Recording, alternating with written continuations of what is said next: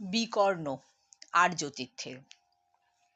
যাজ্ঞসেনীর খুলছে শাড়ি, টানছে ধরে দুঃশাসন। দায় ছিল যার গর্জে ওঠার, নিচু মাথায় সে পাঁচজন।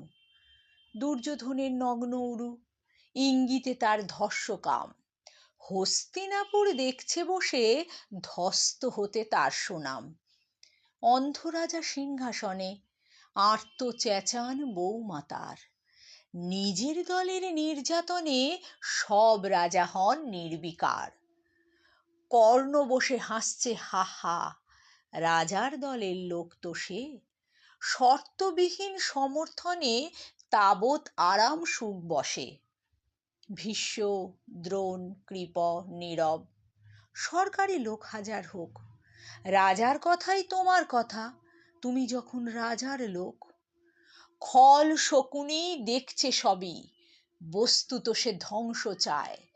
ঘরের মাটি লাল হয়ে যাক, দেশ বিভাগের যন্ত্রণায়।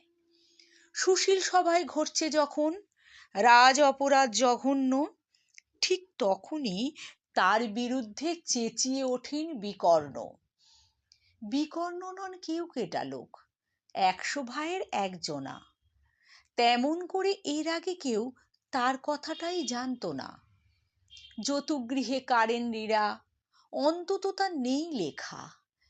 ভীমকে যখন বিষ খাওয়ালো, তখনও তার নেই দেখা। কিন্তু যখন প্রকাশ্যেতেই কাড়ছে নারীর আব্রু কেউ, স্তব্ধ জীবের চুপসাগরে বিকর্ণ হন একলা ঢেউ।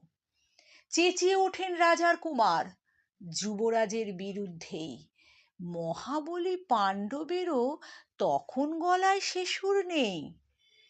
রাজাও যখন নীরব থেকে সায় দিয়ে যান ধর্ষণে, ঠিক তখনই সমস্ত যুগ বিকর্ণদের সর্ষণে। আমরা যারা কিচ্ছুটি নই, একটি মোটে ভোট কেবল, অত্যাচারের সামনে এলে সঙ্গী শুধু চোখের জল। পোষ্যভাবে যাবনা চেবাই, অন্ধ এবং নিকর্ণ। প্রার্থনা থাক আমরা যেন একবার হই বিকর্ণ। প্রার্থনা থাক আমরা যেন একবার হই বিকর্ণ।